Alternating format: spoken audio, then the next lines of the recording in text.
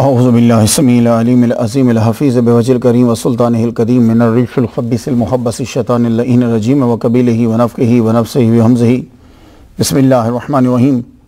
تمام نبیوں کے سردار حضرت محمد صلی اللہ علیہ وآلہ وسلم اور تمام مذاہب کے سردار دین اسلام کے پیروکاروں، سلام علیکم، رحمتیں ہوں آپ پر اور برکتیں ہوں۔ ھذا رحمت من ربی، گفتگو جو ہے وہ 83ویں مرحلہ میں داخل ہو گئی، اور آج اس ہستی کا نام جو ہے امام موسیٰ الکاظم رضی اللہ تعالیٰ عنہ۔ آپ پر سلامتی، آپ پر رحمتیں، آپ پر برکتیں۔ تاریخ ولادت جو ہے وہ 7 صفر جو محرم کے بعد آتا ہے، یعنی اسلامی کیلنڈر کا دوسرا مہینہ، اس کی 7 تاریخ 128 ہجری، 7 نومبر 745 عیسوی، اور تاریخ وصال آپ کی، بلکہ شہادت کہنا چاہیے، 25 رجب 183 ہجری، 31 اگست 799۔ ٹوٹل عمر جو ہے وہ آپ کی 54 سال 6 مہینے بنتی ہے۔ اصل میں ہوتا کیا ہے کہ میں پہلے عرض کر چکا ہوں کہ راؤنڈ فگر جو ہے وہ بیان کر دیا جاتا ہے، وہ 1-2 مہینے پیچھے اور 1-2 مہینے آگے پہلے سال میں، کچھ آخری سال میں چھوٹ جاتے ہیں۔ تو آپ کی عمر جو ٹوٹل ہے وہ 54 سال 6 ماہ بنتی ہے، کیونکہ آپ پیدا ہوئے 188 ہجری کے سفر میں، 1 مہینہ اس سال میں کم ہوا۔ اچھا، تو وہاں 1 مہینہ ڈالا تو سال پورا کیا۔ 183 ہجری کے رجب میں آپ کا وصال ہوا، تو 183 کے آپ 7 ماہ جیے، کیونکہ آخری سال کے 7 ماہ ہیں، تو 7 میں سے 1 لے کر وہ پہلا پورا کیا، تو 54 سال 6 ماہ جو ہے وہ آپ کی عمر بنتی ہے۔ حضور صلی اللہ علیہ وآلہ وسلم کے ظاہری طور پر پردہ فرمانے سے 138 سال بعد امام موسیٰ کاظم رضی اللہ تعالیٰ عنہ پیدا ہوئے۔ امام حسین رضی اللہ تعالیٰ عنہ کی شہادت کے 67 سال بعد آپ پیدا ہوئے، اور 2015 میں آپ کو دنیا سے گئے ہوئے 1216 سال ہو چکے ہیں۔ امام باقر رضی اللہ تعالیٰ عنہ کو 1272 سال ہو چکے ہیں 2015 میں۔ امام جعفر صادق رضی اللہ تعالیٰ عنہ کو 1250 سال ہو چکے ہیں، اور امام موسیٰ کاظم رضی اللہ تعالیٰ عنہ کو 1216 سال جو ہے وہ ہو چکے ہیں۔ آپ کا روضہ مبارک کہاں ہے؟ آپ کا روضہ مبارک ملک عراق آج کا جو ہے، اس کے شہر بغداد کے علاقہ کاظمین کے اندر ہے۔ حب اولاد علی اصل مسلمانی۔ میں ایک چین پڑھا کرتا ہوں برکت کے لیے۔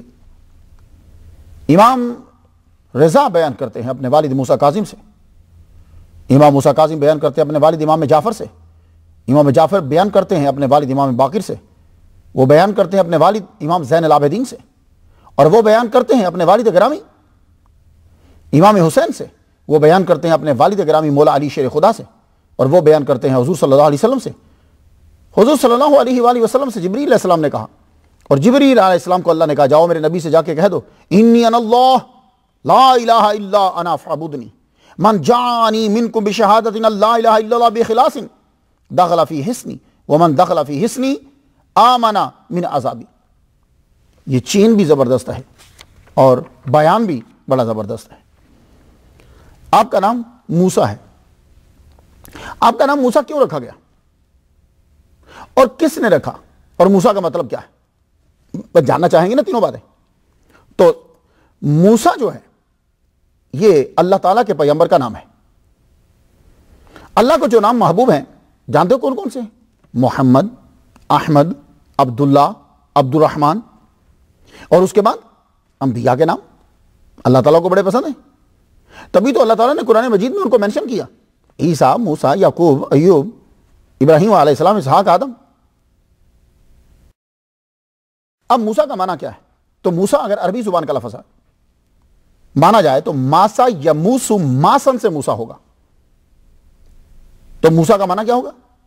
سر مونڈنے کا آلہ، جس کے ساتھ سر کی شیپ بنائی جاتی ہے، تو اس کی جمع آتی ہے مواسن۔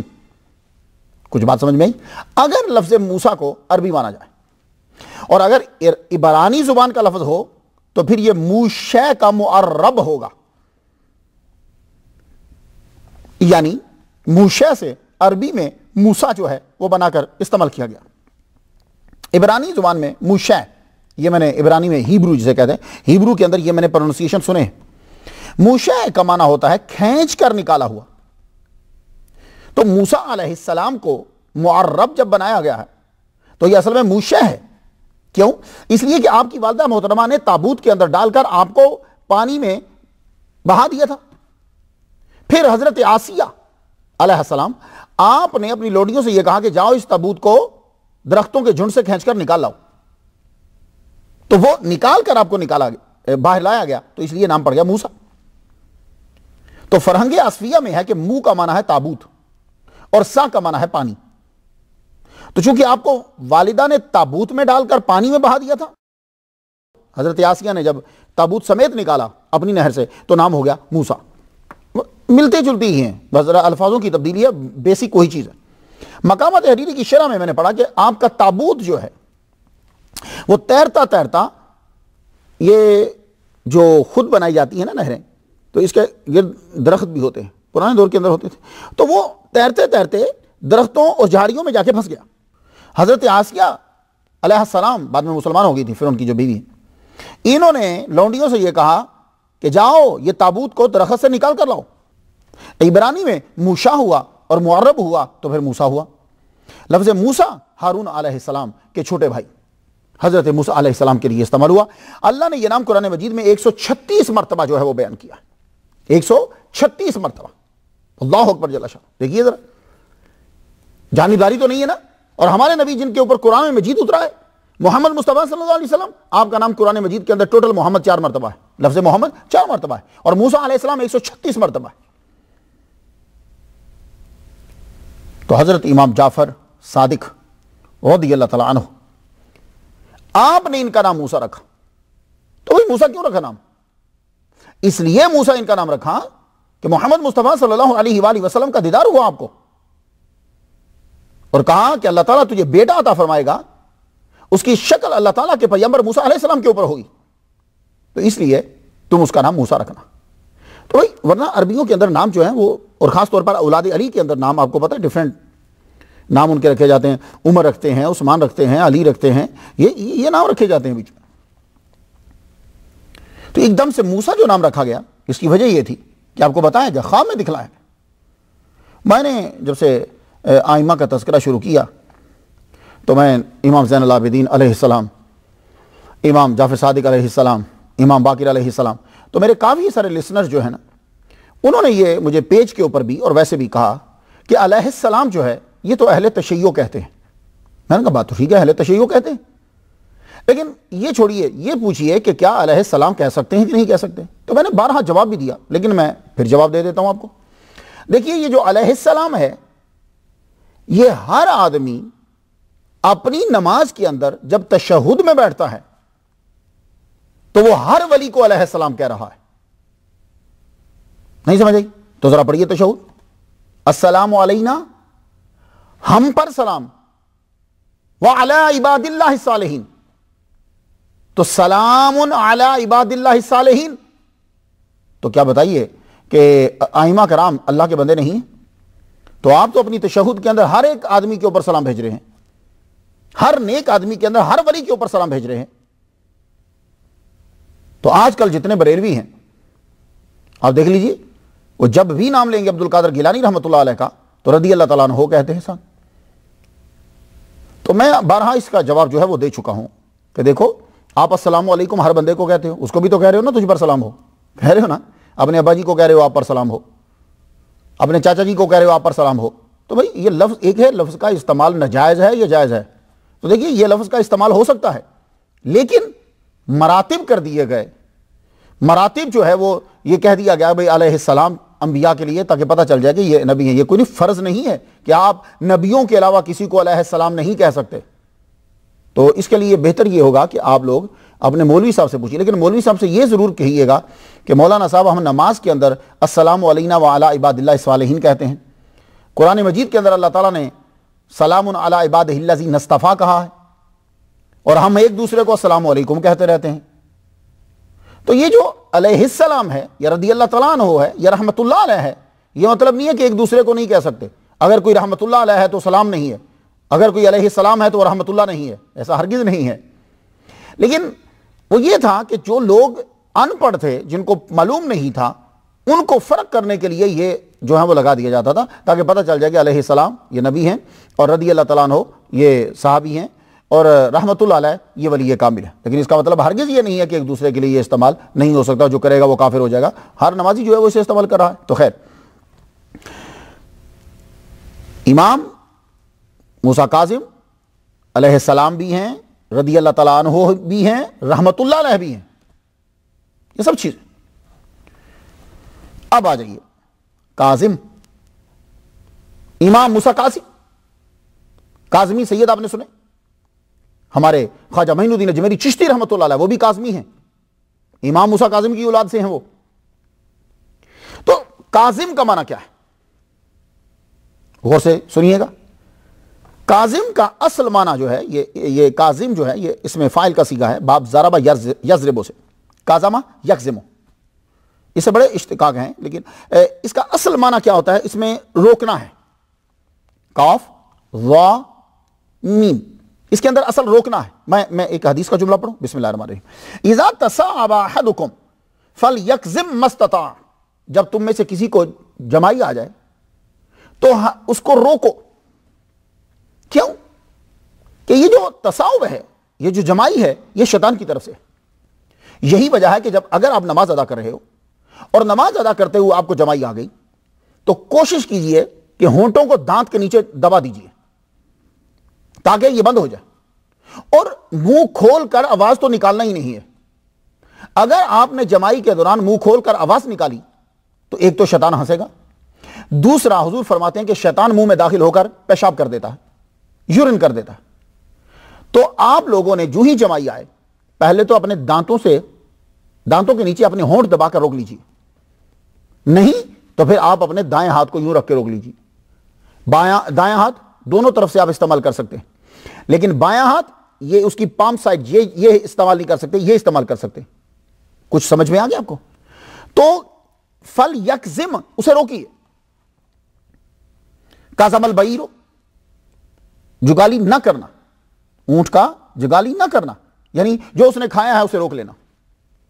جب جگالی کی کرتا ہے جانور تو اس وقت وہ اپنے کھائے ہوئے کو ہضم کر رہا ہوتا ہے. کاظم الباب، دروازہ بند کرنا. القزم، خاموش ہو جانا. قوم قسم، خاموش لوگ، خاموش قوم. القزم، سانس کی نالی. القزیمہ، یہ قزیمہ جو ہے عرب کے اندر قزیمہ اسے کہتے ہیں کہ دو کنویں جو ہیں وہ کھودے جائیں جہاں پانی ذرا کم ہوتا ہے تو برابر میں کھودے جائیں، نیچے سے ایک نالی کھود کر دونوں کو برابر کر دیے، دونوں کو ملا دیا جائے. تو اب فائدہ کیا ہوتا ہے کہ اگر ایک پہ پانی کم ہو جائے دوسرے میں زیادہ ہو جاتا. بات سمجھ آئی؟ اس لیے ایک جملہ بولنا چاہتا ہوں حدیث کا. عطا کہ زامہ تھا قوم فتوزع منہا، وہ قوم کے اس ایک مطلع قزامہ کا روڑی بھی ہے. قزامہ یعنی کنویں کے پاس آئے اور وہاں انہوں نے اس سے وضو کیا، فتوزع منہا، اس سے وضو کیا. تو یہ وہی قزامہ، یہاں سے وہ دو قریب جو کنویں ہیں وہاں آئے اور وہاں وضو کیا. تو اب آ جائیے کاظم کا کچھ الفاظ سمجھے، کچھ معنی سمجھ میں آئے. تو جو اب کاظم جو ہے یہ اس میں فاعل ہے، اس کی جمع کاظمین آتی ہے. تو کاظمین جب اس کی جمع ہوگی اب اس کا معنی کیا ہوگا؟ تو کہتے ہیں کہ یہ جو کاظمہ ہے، کاظمین الغیظ، تو اردو والے ترجمہ کرتے ہیں کہ غصے کو دبانے والا. غصہ جو ہے اس کو دبانا نہیں ہے، اسے ختم نہیں کرنا. کیوں؟ غصہ ایک زبردست گفٹ ہے رب کا، بڑی عنایت ہے. شاید آپ کو آج تک سنتے سنتے کان پک گئے ہوں کہ غصہ بہت بری چیز ہے. غصہ نہ، غصہ بری چیز نہیں ہے. غصہ انسان کی باڈی کے اندر اسی طرح ہے جیسے فوج کے اسلحہ خانے کے اندر اسلحہ پڑا ہوا ہے. غصہ انسان کی باڈی کے اندر وہی مقام رکھتا ہے جیسے میری بہنوں کے گھروں کے کچن کے اندر چھری پڑی ہوئی ہے. بات کچھ سمجھ میں آئی آپ کے؟ میں تھوڑا سا آگے بڑھ جاتا ہوں. یعنی غصہ ایک بڑی اچھی چیز ہے، اسلحہ بڑی اچھی چیز ہے فوجیوں کے پاس، چھری کچن میں بڑی اچھی چیز ہے. اب آگے اس کا استعمال جو ہے وہ فیصلہ کرے گا کہ یہ کیا کر رہے ہیں آپ، یہ برا ہے یا کیا ہے، اس کے استعمال پر اس پہ حکم لگے گا، ورنہ بذات خود یہ برا نہیں ہے۔ وہ حسن لگا رہی تو یہ وہی اسی قسم کی سمجھ لیجیے۔ اب اگر چری نہ ہو کچن میں تو بھائی سبزی کیسے کاٹے گی میری بہن؟ اسلحہ اگر فوج کے اسلحہ خانے میں نہ ہو تو دشمن کو کیسے ماریں گے؟ اسی طرح انسان کی باڈی کے اندر جو اللہ تعالیٰ نے غصہ رکھ دیا ہے، یہ ایک بہت بڑی نعمت ہے، اس کو ختم نہیں کرنا۔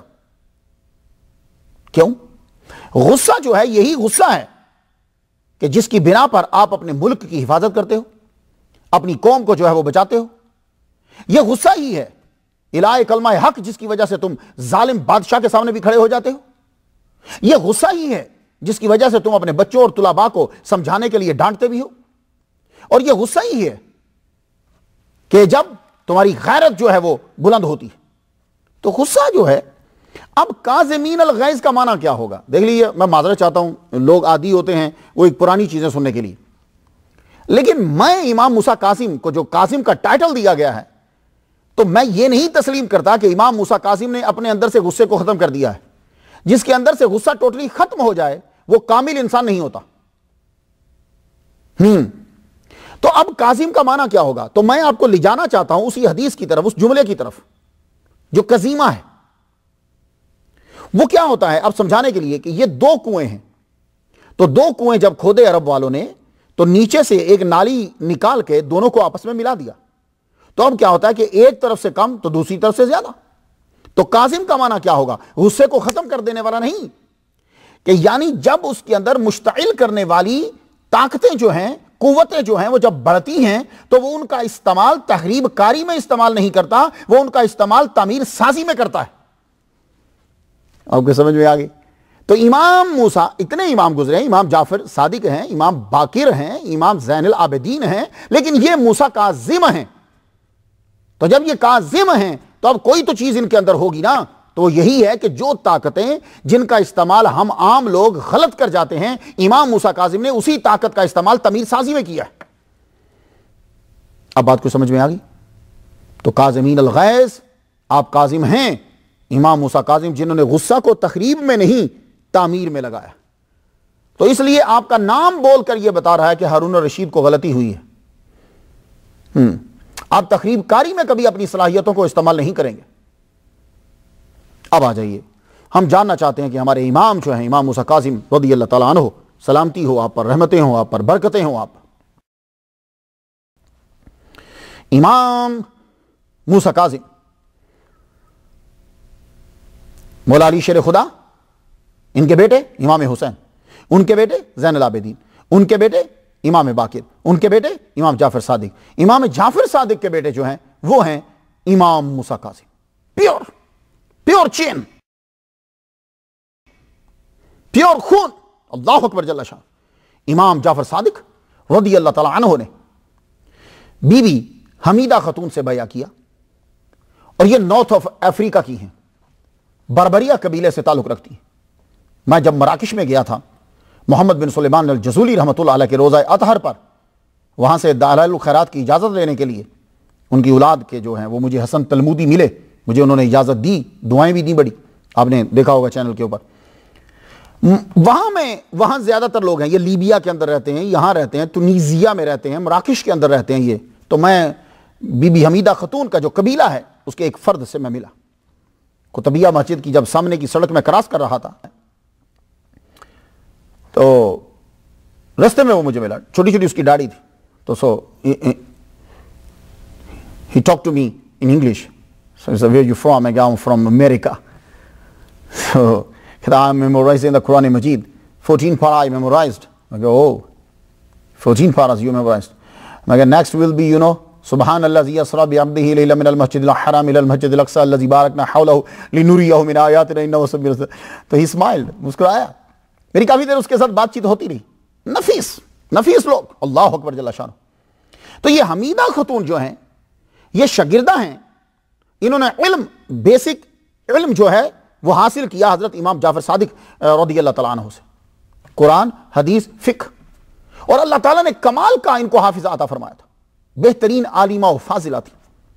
جب گھر کی بہو یا آپ کی زوجہ وہ عالمہ فاضلہ ہو تو ذرا گفتگو میں، اور اگر آپ بھی عالم دین ہیں تو پھر ذرا بہت بہت فائدہ ہو جاتا ہے، بہت بہت فائدہ ہوتا ہے۔ تو انہوں نے، اللہ تعالیٰ نے ان کو بڑی عقل سلیم عطا فرمائی اور حافظہ عطا فرمایا۔ بڑی جلدی چند ہی سالوں کے اندر حضرت امام جعفر صادق رضی اللہ تعالیٰ عنہ سے ہم بی بی حمیدہ خاتون جو والدہ ہیں امام موسیٰ کاظم کی، انہوں نے تمام بنیادی علوم جو ہے وہ سیکھ لیے، پھر آگے اس کے بعد جو ہے وہ باہر کھل گیا۔ تو یہاں تک پھر نوبت آ گئی کہ مدینہ کی خاتون جب آتی، کوئی مسئلہ پوچھنا ہوتا تو امام جعفر صادق رضی اللہ تعالیٰ عنہ یہ فرماتے جاؤ میری بیوی سے پوچھ لو، حمیدہ خاتون سے پوچھ لو جا کے، وہ تمہیں مسئلہ بتا دے گی۔ تو یہ عام مسائل کیا ہوتے ہیں؟ عام طور پر عام بندے جو مسائل پوچھتے ہیں وہ فقہ کے مسائل ہوتے ہیں، نماز میں فلاں ہو گیا، فلاں چیز ہو گئی، یہ زکوٰۃ، یہ فقہ کے مسائل زیادہ تر لوگ ہوئے۔ تو پتہ یہ چلا کہ امام موسیٰ کاظم رضی اللہ تعالیٰ عنہ کی والدہ محترمہ بی بی حمیدہ خاتون جو ہیں بہترین قرآن یاد بھی ہے، حدیث بھی آتی ہے، اور فقہ کے اوپر بھی آپ کو عبور حاصل ہے۔ اللہ اکبر جل شانہ۔ تو امام جعفر صادق کو بی بی حمیدہ خاتون سے اللہ تعالیٰ نے 7 صفر اسلامی کیلنڈر کے دوسرے مہینے کی 7 تاریخ اور 128 ہجری میں ایک بیٹا عطا فرمایا۔ ان کی ولادت سے پہلے حضرت محمد مصطفیٰ صلی اللہ علیہ وآلہ وسلم کا دیدار ہوا۔ آپ نے فرمایا، امام جعفر صادق سے کہنے لگے، سنو اللہ تعالیٰ تجھے بیٹا عطا فرمائے گا، اس کی شکل مشابہت اللہ کے پیغمبر موسیٰ علیہ السلام سے ملتی ہوگی، تو تم اس کا نام موسیٰ ہی رکھنا۔ یہ وجہ تھی کہ آپ کا نام جو ہے وہ موسیٰ رکھا گیا۔ تو میں آپ کو موسیٰ کا نام بتا دیا، موسیٰ کا میننگ بتا دی۔ موسیٰ عربی ہو تو پھر موسیٰ مواسن، سر مڑنے کا آلہ، اور اگر عبرانی سے آیا ہو، معرب بنایا گیا ہو تو پھر موسیٰ موشہ ہے۔ مو کا معنی تابوت اور شاہ کا معنی درخت، اور منہ کا معنی تابوت اور سا کا معنی پانی، خیر مختلف جو ہے وہ معنی ہیں۔ تو امام موسیٰ کاظم ان کا نام جو ہے وہ موسیٰ رکھا گیا۔ اب پیدا کہاں ہوئے؟ اس وقت جب امام موسیٰ کاظم رضی اللہ تعالیٰ عنہ پیدا ہوئے ہیں تب امام جعفر صادق مقام ابوا میں تھے۔ تو امام موسیٰ کاظم کی جائے پیدائش جو ہے وہ مقام ابوا ہے۔ اللہ اکبر جل شاہ۔ کبھی موقع ملے تو اس جگہ کو ضرور دیکھیے گا، میں یہ ریکمینڈ کرتا ہوں آپ کے لیے۔ آپ کہیں گے کیوں یہ ابوا کو کیوں دیکھیے گا؟ اللہ کے بندو، یہ مقام ابوا وہی جگہ ہے جہاں حضور صلی اللہ علیہ وآلہ وسلم اپنے صحابہ کے ساتھ جب حج کر کے آ رہے تھے تو یہاں رکے تھے، اور اپنی والدہ محترمہ، اپنی والدہ ماجدہ حضرت بی بی آمنہ رضی اللہ تعالیٰ عنہ کی قبر پر روئے تھے، کھڑے ہو گئے یہاں۔ یہ وہ جگہ ہے مقام ابوا۔ اور مقام ابوا پہ ہی ابو سفیان جو باپ ہیں حضرت امیر معاویہ کے اور دادا ہیں یزید کے، انہوں نے اسلام قبول یہیں کیا تھا۔ تو یہ ابوا، مقام ابوا کہاں ہے؟ یہ آج کل لوگ جانے نہیں دیتے، ٹیکسی ڈرائیوروں کے لائسنس چھین لیتے ہیں۔ کوئی پرانا آپ کا جان پہچان والا آدمی ہو تو جو پرانا رستہ ہے مدینہ سے مکہ آنے کا، جس کے رستے میں بدر کا میدان بھی پڑتا ہے، میں وہاں رکا ہوں، گیس اسٹیشن پہ رکا تھا، وہاں میدان ہے، قبور ہیں صحابہ کرام کی۔ تو وہاں سے جب آپ پرانے رستے سے جا رہے ہو، ابھی جو نیا فری وے بنا اس سے نہیں، پرانے رستے سے اندر سے جا رہے ہوں، تو پھر آپ کو مکہ شریف جاتے ہوئے روڈ کے اوپر ہی بائیں طرف آپ کو ایک بورڈ نظر آئے گا، اس کے اوپر لکھا ہوگا ابوا۔ تو پھر آپ جب انٹر ہو جائیں گے، اندر چلے جائیں گے، تو آگے ذرا کافی جانے کے بعد پھر آپ کو وہ جگہ نظر آئے گی۔ تو وہ مقام ابوا جہاں حضور صلی اللہ علیہ وآلہ وسلم کی والدہ محترمہ حضرت بی بی آمنہ رضی اللہ تعالیٰ عنہا کی قبر ہے، یہ مقام ابوا وہ ہے۔ یہاں حضرت امام موسیٰ کاظم رضی اللہ تعالیٰ عنہ کی ولادت ہوئی۔ اور جب حضرت امام موسیٰ کاظم رضی اللہ تعالیٰ عنہ کی ولادت ہوئی ہے تو اس وقت حضرت امام جعفر صادق علیہ السلام کی عمر 45 سال تھی۔ یہ چیزیں ذرا یاد رہیں۔ اب جب بچہ پیدا ہوتا ہے تو جو عظیم لوگ ہوتے ہیں وہ بچے کو تعلیم ضرور دلاتے ہیں۔ تعلیم دلانا بہت ضروری ہے۔ کسی کے یہاں تعلیم 4 سال کے بعد ہوتی ہے، کسی کے یہاں 3.5 سال میں، کسی میں 5 میں، 6 میں۔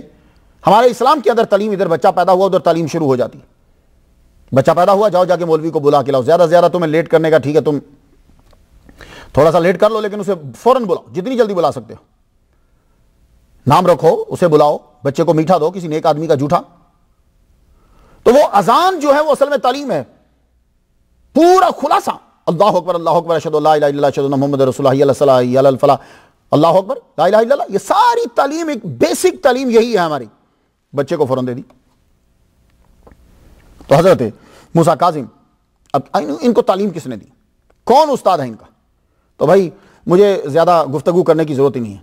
ان کا استاد وہ ہے کہ جن کو دنیا والے تعلیم کی پہلی عظیم یونیورسٹی قرار دیتے، امام جعفر صادق۔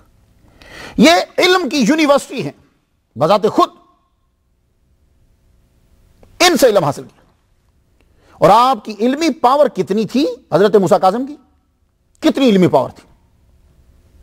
لوگ جائیں گے اب کتابوں کو، تاریخ ابن خلدون نکالو، ابن کثیر نکالو، کامل نکالو، یہ نکالو، ابن اسیر کی یہ نکالو، وہ نکالو۔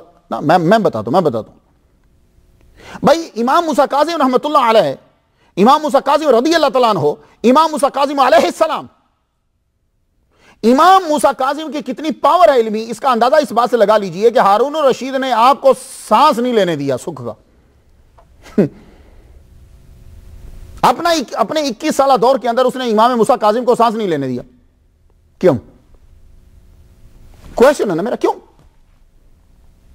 جواب آئے گا جی وہ امام جعفر صادق کے بیٹے تھے۔ نہیں، امام جعفر صادق کے اور بھی بیٹے، امام جعفر صادق علیہ السلام کے آپ کے 6 لڑکے تھے، اسماعیل، عبداللہ، اسحاق، محمد، علی اور موسیٰ۔ تو انہی کو کیوں تنگ کر رہا ہے؟ وجہ یہ تھی، سب جانتے تھے اور وہ بھی جانتا تھا کہ اگر کسی کے اندر علمی صلاحیت ہے جو سیاسی طور پر لوگوں کو کنٹرول کر سکتا ہے، علم ہے کسی کے اندر، تو وہ یہ امام موسیٰ کاظم ہیں۔ تو وہ ان کی علمی صلاحیت، باقیوں سے کیوں نہیں ڈرتا تھا؟ اسے معلوم تھا کہ یہ کوئی عام عربی، قریشی، ہاشمی سید نہیں ہے، عام مدینے کا باشندہ نہیں ہے، ورنہ وہ اگنور کر دیتا۔ بھائی آدمی اسی سے دشمنی کرتا ہے نا، آدمی اسی کے راہ میں روڑے اٹکاتا ہے نا جس سے اس کو ڈر ہوتا ہے۔ تو جتنا بڑا آدمی ہے اس کا دشمن بھی اتنا بڑا ہوتا ہے۔ ہاں، یہ بات یاد رکھیے گا، جتنا بڑا آدمی ہے اس کا دشمن اتنا بڑا ہوگا۔ تو جس کو وہ اپنا دشمن سمجھ رہا ہے تو کوئی مقام تو ہے۔ تاریخ بغداد میں خطیب نے لکھا ہے، خطیب بغدادی لکھتے ہیں، جملہ سننے کے قابل، العبد الصالح، یعنی وہ امام حضرت امام موسیٰ کاظم رضی اللہ تعالیٰ عنہ کے بارے میں لکھ رہا ہے، العبد الصالح من عبادتہ و اجتہادہ۔ اب یہ اجتہاد جو ہے، اب اس کو اجتہاد فی العبادہ بولو یا اجتہاد جو ہے وہ فی العلم بولو، یہی وجہ ہے کہ ہارون الرشید جس کے دور میں تمام علماء جو ہیں وہ بغداد میں آئے، بغداد علم کا مرکز بن گیا، وہ ڈرتا تھا آپ سے۔ یہ تو قابلیت ہی شاگرد کی۔ اب سوال یہ ہے کہ جن سے علم حاصل کیا وہ استاد کی قابلیت کا بھی اندازہ ہو جاتا ہے۔ اگر استاد کی قابلیت کا اندازہ ہو گیا تو شاگرد کا مقام بھی واضح ہو جائے گا۔ اگر 100% شاگرد استاد کے مطابق نہیں ہے تو کم سے کم 50 تو ہوگا، 50 تو ہوگا نا۔ بھائی پرانے لوگوں کے پاس تو بیٹھنے والے جو ہیں وہ لوگ اتنا اثر لے لیتے تھے۔ جائیے جا کے دیکھیے جو مفتی احمد یار خان رحمۃ اللہ علیہ کے پاس بیٹھے، جائیے جا کے دیکھیے جو اعلیٰ حضرت عظیم البرکت شاہ رضا خان بریلوی رحمۃ اللہ علیہ کے پاس بیٹھے اور پڑھے۔ ان لوگوں کے پاس بیٹھنے والے ہی یار علامہ تھے، ہم لوگ تو ساری زندگی پڑھ کے ان کے پائے کے نہیں ہو سکتے۔ تو سوچو جو امام جعفر صادق کے پاس بیٹھے ہوں گے۔ اب امام جعفر صادق کی قابلیت کا اگر اندازہ ہو جائے گا آپ کو تو حضرت امام موسیٰ کاظم کا بھی پتہ چل جائے گا آپ کو۔ اب آ جائیے سن لیجیے، میں چند باتیں آپ کو بتا دوں۔ امام موسیٰ کاظم کے استاد جو ہیں امام جعفر صادق اور آپ کے والد، ان کے پاس پڑھا ہے حضرت امام میں اعظم نعمان بن ثابت رضی اللہ تعالیٰ عنہ نے پڑھا ان کے پاس۔ 2 سال تو مستقل پڑھا ہے امام اعظم رحمۃ اللہ علیہ نے۔ اس لیے آپ نے یہ کہا تھا کہ اگر وہ میرے 2 سال میری زندگی میں نہ ہوں تو نعمان ہلاک ہو جائے، لولا السنتان لہلک النعمان۔ وہ 2 سال نہ ہوں تو نعمان ہلاک ہو جائے۔ کیوں ہلاک ہو جائے؟ اس لیے کہ حضرت امام اعظم نعمان بن ثابت رضی اللہ تعالیٰ عنہ نے یہ جملہ بول کر یہ بتا دیا کہ حضرت امام جعفر صادق کے پاس جو میں نے 2 سال لگائے ہیں، انہی کے پاس بیٹھ کر میں نے وہ تمام علم حاصل کیا جو مولا علی شیر خدا سے ان کی نسل میں چلتا آ رہا تھا۔ اب بات سمجھ میں آئی کچھ آپ کے؟ کہ وہ ذخیرہ جو آل رسول میں، اولاد علی میں، بی بی فاطمہ کی اولاد میں تھا، وہ مجھے امام جعفر صادق سے مل گیا۔ 2 سال مستقل شاگرد رہے ہیں آپ۔ ویسے میں آپ کو بتا دوں سب لوگوں کے نالج میں اضافہ کے لیے، حضرت امام اعظم نعمان بن ثابت رضی اللہ تعالیٰ عنہ نے 55 حج کیے ہیں۔ کیونکہ ہوتا یہ تھا کہ حج اس وقت سب سے بڑا میلہ ہوتا تھا، ہمارے اسلام کے اندر سب سے بڑا جو اجتماع ہے وہ حج کا ہے۔ تو اگر بدعت ہے تو پھر حج کے علاوہ سارے مجمع بدعت ہیں۔ تو سب سے بڑا مجمع جو ہے وہ حج کا ہوتا تھا، تو لوگ جو ہیں وہ وہاں جاتے تھے، سارے بڑے بڑے ائمہ، فقہا، محدثین یہ جاتے تھے۔ اس دور میں مس نہیں کرتے تھے، کیوں؟ اس لیے کہ اس دور میں مکہ اور مدینہ مرکز ہوتا تھا، وہاں بیٹھ کر لوگ جو ہیں جو بڑے بڑے علامہ ہوتے تھے وہ لیکچر دیا کرتے تھے۔ یہ بات ہے۔ تو 55 حج کیے ہیں، تو موسم حج کا قیام اور بنو امیہ کی ظالمانہ روش سے بچنے کے لیے 6 سال آپ کا قیام۔ میری بات بڑے دھیان سے سنیے گا، امام اعظم نے صرف 2 سال نہیں، میری جو ریسرچ ہے وہ یہ ہے کہ 10 سال کے قریب مکہ اور مدینہ میں گزارے ہیں حضرت امام اعظم نے، کم از کم 10 سال، کبھی مکہ کبھی مدینہ کبھی مکہ، لیکن 2 سال ان میں سے پکے حضرت امام جعفر صادق رضی اللہ تعالیٰ عنہ کے پاس گزارے ہیں، ان سے علم حاصل کیا۔ یہی وجہ ہے کہ میں ان لوگوں سے ہاتھ جوڑ کے گزارش کرنا چاہتا ہوں جو لوگ حضرت امام اعظم نعمان بن ثابت رضی اللہ تعالیٰ عنہ کا نام بڑی حقارت سے لیتے ہیں، ابو حنیفہ ان سے یہ میں گزارش کرنا چاہتا ہوں کہ امام اعظم نعمان بن ثابت رضی اللہ تعالیٰ عنہ کی ساری زندگی اور بنو عباس کے 6 سال، اس ساری زندگی کو اگر آپ دیکھ لیں، چین سے سانس نہیں لینے دیا حضرت امام اعظم کو، نہ بنو امیہ کے لوگوں نے نہ بنو عباس کے لوگوں نے۔ کیوں؟ بتاؤ تو صحیح نا، کیوں ان کو کوڑے کیوں مارے جاتے تھے؟ اس کی وجہ یہ ہے کہ حضرت امام اعظم نعمان بن ثابت رضی اللہ تعالیٰ عنہ کے دل میں اولاد علی، اولاد فاطمہ، آل رسول کی محبت تھی، اس محبت کی پاداش میں ان کو سزا دی جاتی تھی، یہ وجہ تھی، ورنہ وہ بھی منصور کی آفر کو قبول کر کے جج بن جاتے، عیاشی کرتے، نہیں کی، صرف اور صرف اس کی ریزن جو ہے وہ یہ۔ تو یہ حضرت امام اعظم جو ہیں وہ تو اولاد علی کی محبت میں اپنی جان دے گئے ہیں، تو کیا روا ہے ہمارے لیے کہ ہم ابو حنیفہ کہتے رہے؟ امام اعظم نعمان بن ثابت یہ امام جعفر صادق کے عظیم شاگردوں میں سے شاگرد ہیں، اور جائیے جا کے اگر تاریخ ہی کو پڑھ کر فیصلہ کرنا ہے تو تاریخ پڑھ لیجئے۔ حضرت امام اعظم لیکچر دے رہے ہیں اور حضرت امام جعفر صادق چھپ کر آ کر آپ کے لیکچر میں کھڑے ہو کے سننے لگے۔ جو ہی آپ لیکچر سے آپ کی توجہ امام جعفر صادق رضی اللہ تعالیٰ عنہ پر پڑی تو آپ ایک دم سے کھڑے ہو گئے، کہنے لگے اے ابن رسول، اگر مجھے پتا ہوتا میں لیکچر ختم کر کے کھڑا ہو جاتا، مجھے معاف کر دیجئے۔ آپ مسکرا پڑے، کہنے لگے نہیں احسن، یہ گفتگو ہے۔ علم کی قدر کرنی چاہیے۔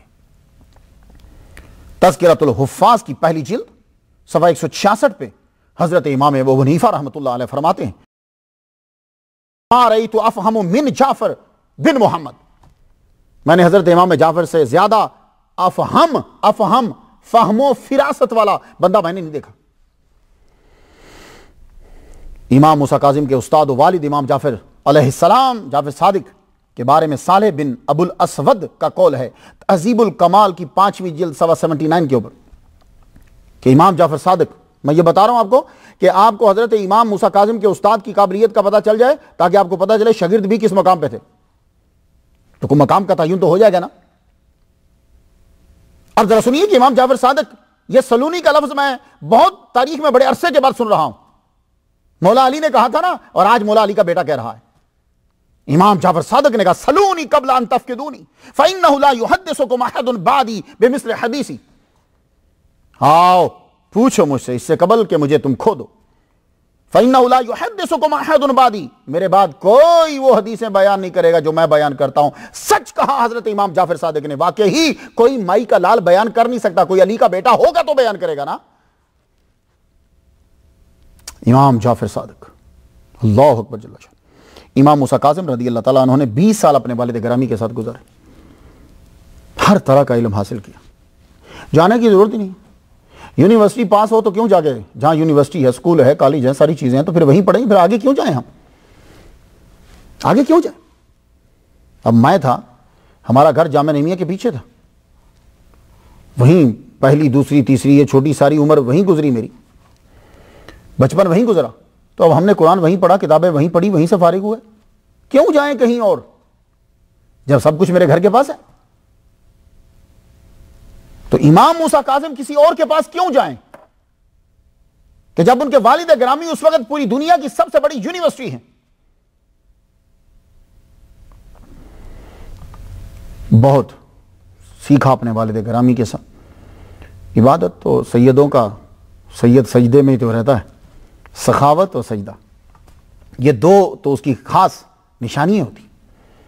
رات بھر عبادت میں گزارتے تھے، مسجد نبوی میں داخل ہوتے سجدے میں، سجدہ سجدہ سجدہ سجدہ سجدے میں، اور دعائیں مانگتے رہتے جو حضرت امام باقر سے ہیں، امام زین العابدین سے دعائیں مانگتے رہتے۔ اللہ اکبر جل شان، سجدہ اس طرح کرتے جیسے دادا کرتے تھے، پردادا کرتے تھے، دعاؤں میں گزر جاتا۔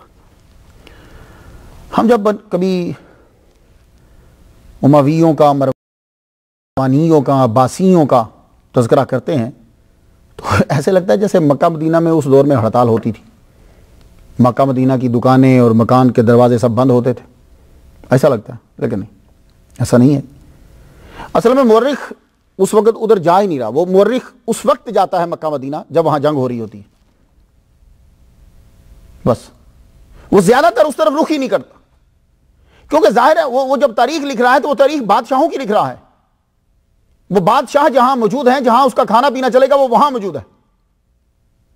یہاں تو روایتیں ہیں، کالا کالا رسول اللہ صلی اللہ علیہ وآلہ وسلم ہے، لیکن کبھی کبھی مورخ مکہ مدینہ میں چلا جاتا ہے۔ مکہ مدینہ میں موسم حج میں میلہ لگتا، سب لوگ آتے تھے، اولاد رسول کی مکہ اور مدینہ میں بڑی عزت تھی۔ یہی وجہ ہے کہ جب کبھی امویوں، مروانیوں اور عباسیوں کا چکر لگتا حج کے اندر تو ان کو نظر آتا کہ بادشاہ ہم نہیں ہیں، یہ علی کے بچے بادشاہ ہیں، یہ ان کو اس وقت پتہ چلتا، پھر رنگ ان کے اڑ جاتے۔ امام موسیٰ کاظم رضی اللہ تعالیٰ عنہ نے اپنے آباء و اجداد کی صفات و عادات کو تھامے رکھا۔ اولاد علی کبھی بخل سے کام نہیں لیتا، کیا نہ وہ علم میں بخل کرتے ہیں نہ وہ دولت میں بخل کرتے۔ اب یہ اصول قرآن مجید میں وضع ہے، رب تعالیٰ مشکلوں میں تو ڈالے گا۔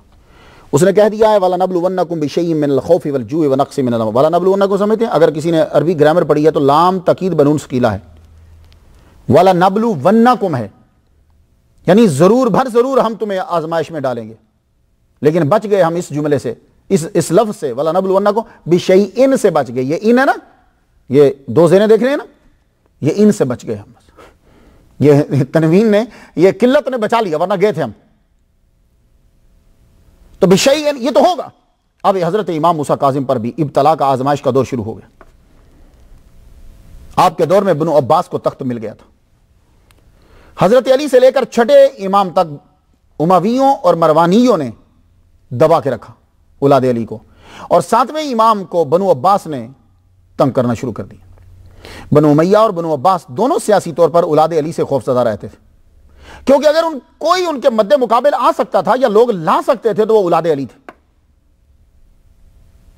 بنو امیہ اور بنو عباس اگرچہ حضور صلی اللہ علیہ وآلہ وسلم کے چچا زاد تھے، مگر وہ مقام تو نہیں تھا جو اولاد فاطمہ کو ہے، کیونکہ لوگ ان کو ابن رسول کہتے تھے اور پکارتے تھے، یہ حضور صلی اللہ علیہ وآلہ وسلم کا خون تھے۔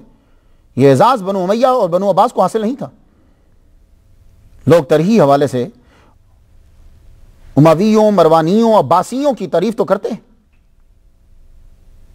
کہ اسلام سندھ تک پہنچا، اسلام رشیا تک پہنچا، انڈیا تک آیا اسلام، لیکن ان دونوں خاندانوں کے نامہ اعمال کے اندر اولاد علی سے عقیدت اور مستقل محبت، یہ لفظ مستقل محبت سے خالی ہے، کبھی کبھی دھم بھرا لیکن سیاسی نقطہ نظر سے۔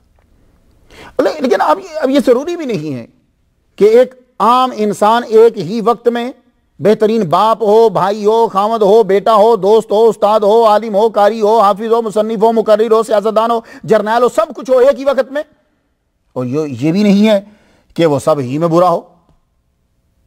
تو مختلف اس کی شکلیں ہیں، ہو سکتا ہے کہ وہ باپ اچھا ہو، دوست اچھا نہ ہو سکتا ہے خامد اچھا ہو، بھائی اچھا نہ ہو، تو انسان کی کئی ہے۔ تو بھائی بادشاہ جب تاریخ میں نظر آتے ہیں تو وہ ایز اے بادشاہ وہ ٹھیک ہے، لیکن جب اس کا رخ دوسرا دیکھا جاتا ہے، کُلُّ أَسْأَلُكُمْ عَلَيْهِ أَجْرًا إِلَّا الْمَوَدَّةَ فِي الْقُرْبَى میں جب دیکھا جاتا ہے تو نکما فعل ہے۔ ایک آدمی ہے بہت بڑا اسکالر ہے، لیکن جب اس کو اقیموا الصلاۃ وآتوا الزکاۃ میں دیکھا جاتا ہے پتہ چلتا ہے بالکل نکما ہے۔ یہ بھی ملحوظ خاطر ہے یہ بات۔ بنو عباس، اب مختصر جان لیں گے بھائی بنو عباس کیا ہے۔ امام حسین کو سامنا تھا یزید کا، اور یزید کی سلطنت کو مضبوط کیا اور بنایا حضرت امیر معاویہ نے. اور امیر معاویہ بیٹے تھے ابو سفیان کے جو مکہ کے سردار تھے اور حضور کے چچا تھے. یہ جو امویوں اور مروانیوں کی ملا کر جو حکومت ہے یہ 100 سال تک چلی، 84 سے کچھ اوپر کچھ 100 سال تک. آخری جو ہے وہ تھا مروان حمار، ہمار گدے کو کہتے ہیں، یہ اس کو ٹائٹل دیا گیا مروان حمار، یہ آخری تھا. 750 عیسوی میں ابو العباس عبداللہ بن محمد خلافت عباسیہ کا یہ بانی ہے، یہ تخت پر بیٹھا تو اس وقت حضرت موسیٰ کاظم رضی اللہ تعالیٰ عنہ کی عمر 4 سال تھی، اور 754 عیسوی میں دنیا سے یہ چلا گیا تو اس وقت حضرت امام موسیٰ کاظم کی عمر 8 سال تھی. تو گویا کہ بنو عباس کا بانی جب گیا تو تب حضرت امام موسیٰ کاظم 8 سال کے تھے. خلافت عباسیہ کے بانی ابو العباس عبداللہ بن محمد نے اقتدار سنبھالتے ہی امویوں، مروانیوں، حتیٰ کہ علویوں، علوی معلوم ہے کسے کہتے ہیں؟ جو بی بی فاطمہ کے تو نہیں لیکن مولا علی کے بیٹے ہیں دوسری بیوی سے، علویوں کو چن چن کر مارا اب بنو عباس نے. اب یہ ان کا ایک رخ ہے بنو عباس کا، سیاسی حریفوں کو تو کوئی چھوڑتا نہیں ہے. اس نے علویوں کو بھی چن چن کر مارا، اتنا خون بہایا کہ لوگوں نے ٹائٹل دیا سفاح.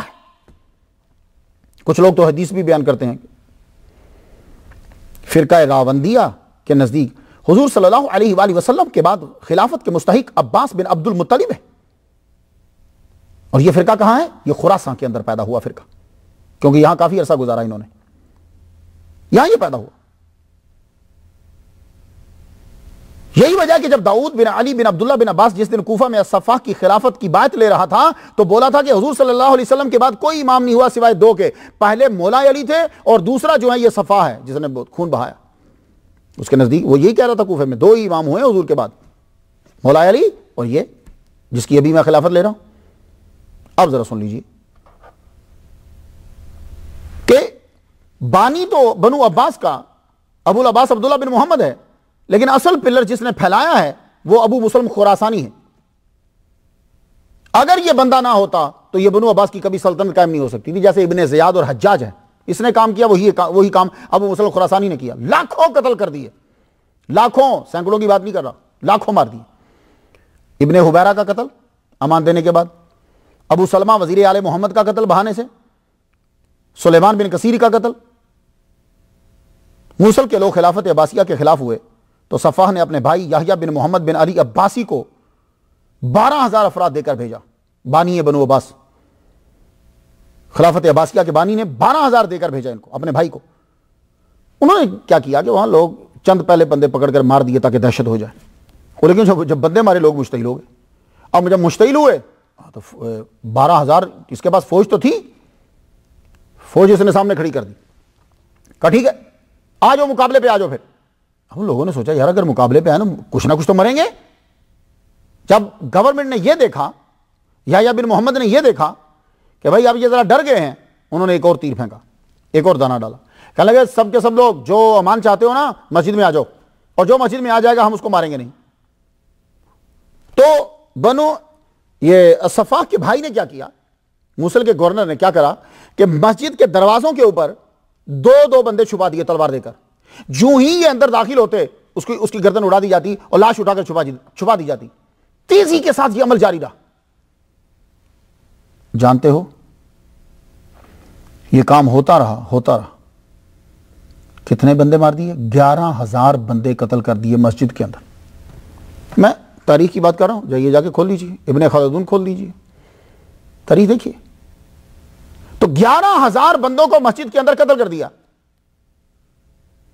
اس کے علاوہ کا شمار ہی نہیں ہے. جو مقابلے پر آئے تھے وہ چھوڑ دیجئے، یہ وہ تھے جو مقابلے پہ نہیں آئے. رات ہوئی تو عباسی گورنر کے کانوں میں مقتولین کی ازواج اور اولاد کے آہیں جب کانوں میں پڑی تو کہنے لگے کون ہیں؟ کہا جی وہی ہیں جن کے آپ نے 11,000 بندے مسجد میں مار دیے ہیں. کہنے لگے اچھا ان کو بھی قتل کر دو. 3 دن تک اس شہر کے اندر بنو عباس نے وہ ادم مچایا، اس کی فوج نے بچے عورتیں سب مار دیے. یہ حال ہے. یہ ایک دوسرا پہلو ہے.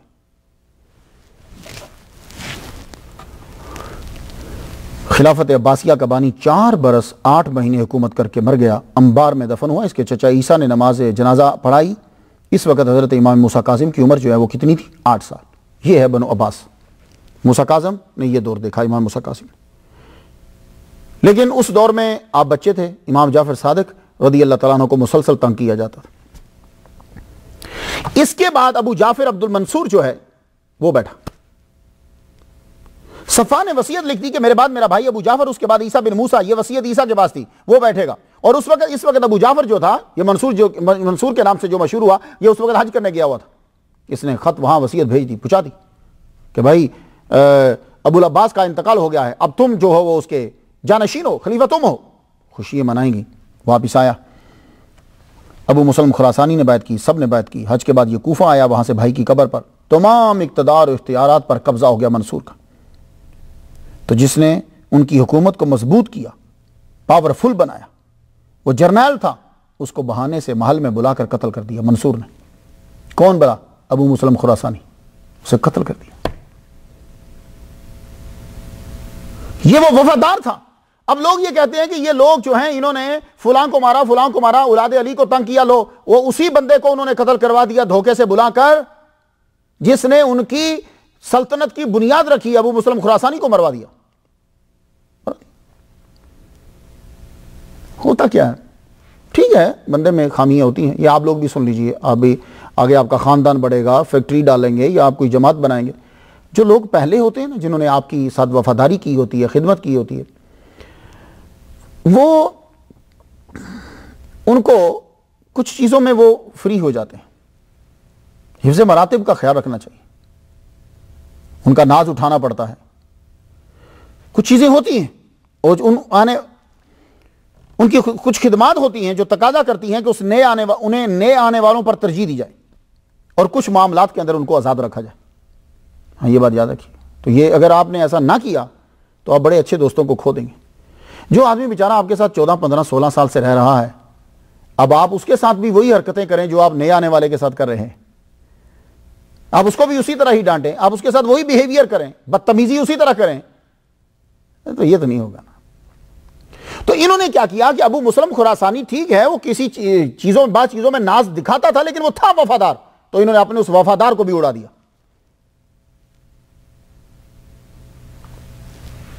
تو حفظ مراتب جو ہوتی ہے یہ سرداروں کو نہیں بھاتی، امیروں کو نہیں بھاتی۔ وہ کہتے ہیں نہیں، ایک نیا آیا ہے، اب اس سے بینیفٹ ہے، چلو اس کو اڑا کے رکھو، اس کو دبا کے رکھو۔ ایسا نہیں ہوتا۔ یہ میرے نبی محمد مصطفیٰ صلی اللہ علیہ وسلم کا کمال تھا۔ آپ ہر ایک کو کوئی نہ کوئی عہدہ، ٹائٹل دیے رکھتے تھے، تاکہ کسی کو کمتری کا احساس نہ ہو جائے۔ اور یہی کام آج امریکہ کر رہا ہے۔ ہم لوگ امریکہ سے سیکھو، کیا کر رہا ہے؟ ہر سٹیٹ کو ایک چیز دے دی جس میں وہ منفرد ہے، بس وہ اپنے اس میں خوش ہے، اور وہ چیز دوسرے میں نہیں ہے۔ میں نارتھ کیرولائنہ کے اندر میں گیا، وہاں بسیں بنتی ہیں، پورے امریکہ کو وہ بسیں سپلائی کرے گا۔ اسکول کی بس وہی بنتی ہے، فرنیچر وہی بنتا ہے۔ تو اس طرح ایک ایک چیز ہر ایک کو دے دی۔ ان چیزوں کو بھی ذرا سوچا کریں۔ بس اشارے ہی ہوتے ہیں، ٹائم اتنا نہیں ہوتا کہ فلسفے پہ گفتگو کر دی جائے، تمدن پہ گفتگو کریں۔ تو منصور نے کیا کیا؟ تو لوگ کہتے ہیں کہ امویوں، مروانیوں، عباسیوں نے اولاد علی کو مارا، میں کہتا ہوں انہوں نے اپنے وفاداروں کو مارنا شروع کر دیا جس سے خطرہ ہوتا تھا۔ تو اصل میں ان کا نقطہ نظر یہ ہوتا تھا کہ ہمارے تخت و تاج کو کوئی نہ چھینے، اب وہ جو بھی ہوتا وہ اس کو اڑا دیتے۔ اپنے چچا عبداللہ بن علی جو اس کے بعد ولیعہد تھا، اس نے کیا کیا منصور نے کہ اس کو ایک مکان کے اندر قید کر دیا۔ جب مکان کے اندر قید کیا تو وہ آپ جانتے ہو وہ کمرہ کیسے بنایا گیا؟ اس کمرے کی بنیادوں میں آپ لوگ تو اینٹیں ڈالتے ہو نا، اس کمرے کی بنیاد کے اندر سیمنٹ نہیں، یہ جو نمک ہوتا ہے نا، نمک کے پتھر ڈالے گئے۔ آپ کبھی پاکستان گئے ہوں، پاکستان دنیا کی سب سے بڑی کان ہے نمک کی، تو وہ پتھر ہوتے ہیں، میں نے دیکھے ہیں، ایک دفعہ تقریر کرنے گیا تھا میں، تو وہ پتھر ہوتے، تو وہ پتھر لا کے اس نے نیچے رکھ کے اوپر وہ مکان بنا دیا۔ تو کیا کہتا ہے، روز بندے لگا دیے کہ تم پانی دیتے رہا کرو۔ وہ جب آپ نمک کو پانی دو گے تو نمک تو پگھلے گا، وہ تو کھر جائے گا۔ تو جب وہ میلٹ ہوا تو وہ چھت جو ہے وہ گر گئی، دیواریں گری، چھت گری، چچا مار دیا۔ لو، اللہ اکبر جل شانہ، تو خود اپنا چچا مار دیا۔ آپ لکھتے ہوئے اولاد علی کو تنگ کرتے تھے، انہوں نے اپنا سگا چچا مار دیا۔ تو اس نے اپنے دور حکومت میں، جو اس کا منصور کا 20 سالہ دور ہے، اس میں حضرت امام جعفر صادق کو چین نہیں لینے دیا، وہ بڑا تنگ کیا اس نے۔ اکثر آپ کو روپوش ہونا پڑتا لیکن کبھی گرفتار ہو جاتے اور یہ تنگ کرتا آپ کو. بقول تاریخ ابن خلدون کے آپ کا مال اسباب بھی لوٹ لیا, آپ کو قید کیا, اور جو بھی اولاد علی سے ہوتا خاص طور پر اسے تنگ کیا جاتا, اس پہ نظر رکھی جاتی, موقع ملنے پر ان کو خوب جو ہے وہ ڈر اور خوف ان کے اندر پیدا کیا جاتا. خراسان کے لوگ آئے دن بغاوت کیا کرتے تھے کیونکہ ابو مسلم خراسانی کو مار دیا تھا, اب ان کے گروپ بن گئے تھے, وہ اب اس کو مارتے تھے. بھائی یہ آدمی جس نے اپنے ہی وفادار کو مار دیا ہے, اب اس نے کہا کوئی ایسی جگہ ہو کہ جس جگہ پہ رہ کر میرے لیے ساری جگہوں پہ جانا آسان ہو جائے, تو کوئی جگہ ڈھونڈوں میں.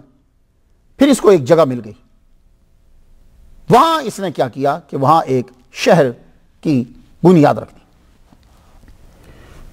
اس شہر کی جہاں بنیاد رکھی اور شہر بنانے کا آرڈر دے دیا, اس کو آج بغداد کہتے ہیں. اس کو بنانے کے اندر 4,08,33,000 دراہم صرف ہوئے. اس دور کے اندر 4,08,33,000 دراہم صرف ہوئے. تمام بڑے بڑے علماء یعنی ہر فیلڈ کا ماہر جو ہے منصور نے بغداد میں بلایا اپنا شہر بنانے کے لیے کہ کسی قسم کی کوئی غلطی نہ ہو جائے. ہر ایک ایکسپرٹ وہاں رکھا. حضرت امام اعظم نعمان بن ثابت, جہاں منصور نے امام جعفر صادق کو تنگ کیا ہے, اس نے اپنے پورے 20 سالہ دور کے اندر امام اعظم کو بھی سانس نہیں لینے دیا. تو اب بتائیے امام اعظم منصور کے ساتھ مل جاتے؟ نہیں. امام اعظم اس لیے منصور کے ساتھ نہیں ملے کہ جب یہ میرے استاد کو تنگ کر رہا ہے, اولاد علی کو تنگ کر رہا ہے, میں اس کے ساتھ کیوں ملوں؟ آپ کوڑے کھاتے رہے, جیل میں گئے, ایون کہ ایک تو حوالہ یہ ہے کہ آپ کو زہر دے دیا گیا. کیوں؟ اس لیے کہ آپ کے استاد امام جعفر صادق کو تنگ کر رہا ہے. وہ اولاد علی کی محبت کے اندر تو حضرت بہلول دانا کا تو نام لیا جاتا ہے, تو امام اعظم کا نام کیوں نہیں لیا جاتا؟ اگر بہلول دانا دیوانہ ہو کے پھرتے رہے ہیں تو حضرت امام اعظم نے بھی ساری دولت کے اوپر جو ہے وہ لات مار کر وہ صرف پڑھاتے رہے, کوڑے کھاتے رہے, لیکن اولاد علی کی محبت نہیں چھوڑی. تو منصور نے اب اس کی بنیاد رکھی, تو آپ دیکھو ذرا کتنی بڑی سزا دے رہا ہے. حضرت امام اعظم سے کہتا ہے آپ بھی جج بن جائیے اور آپ کام کیجئے, ان کو سنبھالیے. اسے معلوم تھا کہ یہ بڑے ذہین ہیں. حضرت امام اعظم نعمان بن ثابت رحمۃ اللہ علیہ نے فرمایا, کہنے لگے نہیں میں جج نہیں بنوں گا. کہنے لگا اللہ کی قسم میں تم سے کچھ نہ کچھ تو ضرور کرواؤں گا. اب آپ جانتے ہو, سن لیجئے سب لوگ, سن لی غور سے سن لیجئے, جتنے ائمہ کرام کے محبین ہیں وہ میرے جملوں کو سن لیں. ہم تو سب اماموں کے در کے کتوں کے بھی برابر نہیں, ہم تو ان کو بھی سلام کرتے ہیں. امام باقر, امام زین العابدین, امام جعفر صادق, یہ امام موسیٰ کاظم, امام رضا, یہ سارے امام ان کے در کے جو سگ ہیں نا وہ دنیا کے لوگوں سے افضل ہیں. لیکن اگر کرنا ہی ہے تو پھر تھوڑا سا آنکھیں تھوڑی سی کھول کے ذرا دیکھیے تو صحیح. اب اس نے کیا کیا, امام اعظم نعمان بن ثابت رحمۃ اللہ علیہ کو پکڑ لیا اور کہا سنو تم جج تو نہیں نہ بنتے, تو یہ جو اینٹیں اور جو چونا استعمال ہو رہا ہے اس شہر کے بنانے میں, تو نعمان بن ثابت تم اس کی گنتی کرو گے اور اس کا حساب رکھو گے. لو, اتنا بڑا امام ہے, اس نے یہ چیز قبول کر لی, مگر اس نے چیف جسٹس بننا قبول نہیں کیا. اور آج ہم ابو حنیفہ کہہ دیتے ہیں. چونا اور اینٹیں اس پہ لگا, ٹھیک ہے یہ میں کر لوں گا, لیکن میں نے چیف جسٹس نہیں بننا. کیوں؟ چیف جسٹس بنوں گا تو میں تیری نوکری میں آؤں گا. یہ میں کام ایسے ہی کر رہا ہوں, شہر ہے ٹھیک ہے, لوگ دوسرے کر رہے ہیں میں بھی کر رہا ہوں, مجھے کوئی نوکری نہیں چاہیے تھی. اللہ اکبر جل شانہ. المنصور نے بہانے سے المہدی کو اپنا ولی عہد مقرر کیا. المنصور 158 ہجری میں حج کو جا رہا تھا. بیر میمون کے قریب 6 ذی الحج کو مر گیا. جب یہ دنیا سے گیا تو اس وقت حضرت امام موسیٰ کاظم رضی اللہ تعالیٰ عنہ کی عمر 40 سال تھی. میں آپ کو یہ بتاتا جا رہا ہوں کہ امام موسیٰ کاظم کس کس دور سے گزر رہے ہیں. آپ نے دیکھا کہ آپ کے بابا کو بنو عباس تنگ کر رہے ہیں. آپ نے منصور کا دور, بہت بڑا دور جو ہے یہ گزارا. آپ کی عمر اس وقت 40 سال جو ہے ہو چکی. المہدی مرنے سے 1 ماہ پہلے المہدی کے لیے منصور نے ذوالقعدہ میں بلایا اور لمبی چوڑی نصیحتیں جو ہیں وہ ایسے کی. تاریخ ابن خلدون نے نقل کیا ہے, مگر ہر نصیحت کے آپ اسے پڑھیے گا, وہاں جا کے لمبی بڑی ہے, میں بیان نہیں کر سکتا, ٹائم کم ہے, لیکن آپ کو یوں ہی سمجھیے جیسے ایک بہت بڑا سچا لطیفہ ہے. ذرا سنیے گا کیا. وہ مہدی کو وصیت کرتا لیکن ساتھ میں یہ کہہ دیتا مجھے معلوم ہے تم ایسا نہیں کرو گے. ایسا نکما ولی عہد جسے زندگی میں کہہ رہا ہے کہ تم میری نصیحت پر عمل نہیں کرو گے. چند بتاتا ہوں, سنیے. منصور بولا میں نے سب کچھ اس صندوق میں لکھ دیا ہے, اس صندوق کے اندر دفتر ہے یعنی رجسٹر، اس پہ لکھا ہے تجھے کوئی مسئلہ ہوا تو اسے کھول لینا، یا نہ ملے تو دوسرے میں میں نے تیسرے میں، یہ میں نے ساری چیزیں لکھ دی ہیں، لیکن مجھے پتا ہے کہ تو عمل نہیں کرے گا، تو سنتے جو میرا خیال ہے کہ تم اس کی تمیل نہیں کرو گے۔ 10 سال کے لیے تجھے بیت المال کے خالی ہونے کا کوئی ڈر نہیں، میں نے اتنا مال تیرے لیے جمع کر دیا۔ لیکن ایک بات یاد رکھ کہ جب بیت المال یعنی خزانہ خالی ہو جاتا ہے، تو خزانہ جب خالی ہو جاتا ہے تو دشمن پر غلبہ پانا مشکل ہو جاتا ہے، دشمن تمہارے اوپر آ کے غلبہ آسانی سے پا لیتا ہے، لیکن مجھے معلوم ہے تم اس کی تمیل نہیں کرو گے، اپنے خزانے کا خیال نہیں رکھو گے، خاندان سے حسن سلوک کرنا، نیکی کرنا، میرا خیال ہے کہ تم اس کی تمیل نہیں کرو گے۔ اہل خراسان کا خاص خیال رکھنا، لوگ خود مروا دیا تو اب کہہ رہا ہے کہ اہل خراسان کا خاص خیال رکھنا، وہ تمہارے قوت و بازو ہیں، وہ تم سے محبت کرتے ہیں، ان کی لغزشوں سے درگزر کرنا، ہمیشہ نیک سلوک کرنا خراسان والوں سے، لیکن مجھے معلوم ہے، میرا خیال ہے کہ تم ان کی تمیل نہ کرو، میرا خیال ہے کہ تم اس کی تمیل نہیں کرو گے جو میں تمہیں کہہ رہا ہوں۔ خبردار عورتوں کو حکومت کے کاموں میں دخیل نہ کرنا، یعنی وہ مداخلت نہ کریں، لیکن میرا خیال ہے تم اس کی تمیل نہ کرو گے۔ تو خود ہی بتا رہا ہے کہ جو تجھے میں صحیح باتیں بتا رہا ہوں تو اس کی تمیل نہیں کرے گا۔ اس کا دور حکومت 1 سال ہے، اس کے بعد المہدی کا بیٹا ہارون تخت پہ بیٹھا، مگر ہادی کی ہلاکت کے بعد مکمل طور پر اس کا جو ہے وہ قبضہ ہوا۔ یہ ہے وہ ہارون الرشید کا عباسی کا دور ہے کہ جس دور میں حضرت امام موسیٰ کاظم رضی اللہ تعالیٰ عنہ کے اوپر بہت ظلم ہوا۔ ہارون الرشید عباسی کا دور حکومت 786 سے 809 تک ہے، یہ 21 سالہ دور حکومت ہے، کیونکہ 786 کا ستمبر ہے اور 809 کا مارچ ہے۔ ہارون عباسی 763 مارچ کو پیدا ہوا، یہ حضرت امام موسیٰ کاظم رضی اللہ تعالیٰ عنہ سے 18 سال چھوٹا ہے، ہارون الرشید 18 سال چھوٹا ہے۔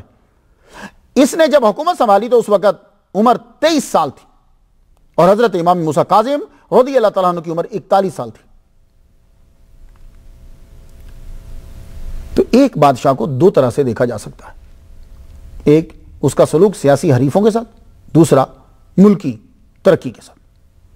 تو امویوں، مروانیوں اور عباسیوں نے سیاسی طور پر علی و فاطمہ کی اولاد سے یہ خوفزدہ رہتے ہیں، باقی انہوں نے کام بڑے کیے ہیں۔ ہارون الرشید کے دور کو گولڈن ایج کہتے ہیں مورخ، کیونکہ اس نے سارے لوگوں کو وہاں جمع کر لیا۔ ابن خلقان نے خلیفہ منصور عباسی کے تعلق سے لکھا ہے، اور کچھ کتابوں نے ہارون الرشید کے تعلق سے لکھا ہے، اور کچھ نے منصور اور امام جعفر کے مابین اس واقعے کو منسوب کیا ہے، لیکن واقعہ سن لیجئے۔ بعد نے کہا کہ امام موسیٰ کاظم اور ہارون الرشید کا ہے۔ عباسی خلیفہ نے حضرت امام موسیٰ کاظم کو گرفتار کر لیا اور قید میں بند کر دیا، تو ایک شب حضرت علی شیر خدا رضی اللہ تعالیٰ عنہ اس کی خواب میں آئے، تو آ کر حضرت علی نے یہ آیت تلاوت کی۔ یہ جو ہارون الرشید تھا نا، مولا علی کی جو تلوار تھی ذوالفقار، یہ اس کو اپنے پاس رکھتا تھا، وہ ابو مسلم خراسانی کے پاس ہوتی تھی، ابو مسلم خراسانی سے منصور نے لی تھی، منصور سے آگے پھر اس کے پاس پہنچ گئی تھی، تو یہ اس کو ہر وقت باندھ کے رکھتا تھا وہ ذوالفقار۔ اللہ اکبر جل شاہ، لا سیف الا ذوالفقار۔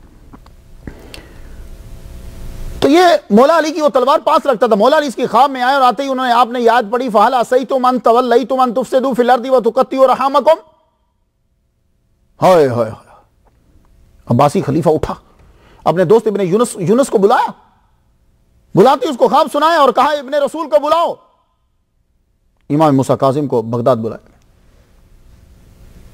کیونکہ یہ تنگ کرتا تھا، حضرت امام جعفر صادق کو تنگ کرا، اور حضرت منصور نے تنگ کرا۔ یہ بنو عباس ان کے بارے میں اچھا خیال نہیں رکھتے، جب حضرت امام موسیٰ کاظم کے بارے میں سوچنے لگ گیا تھا، فوراً حضرت امام موسیٰ کاظم کو بلایا گیا۔ ہم مدینہ سے تشریف لے کر گئے، بغداد پہنچے، ملاقات کری، سے ملے، اندر لے کر گیا، اے ابو الحسن اپنے ساتھ بٹھایا، کہنے لگا مجھے یقین دلاؤ کہ تم میری اور میری اولاد کے خلاف کبھی نہیں اٹھو گے۔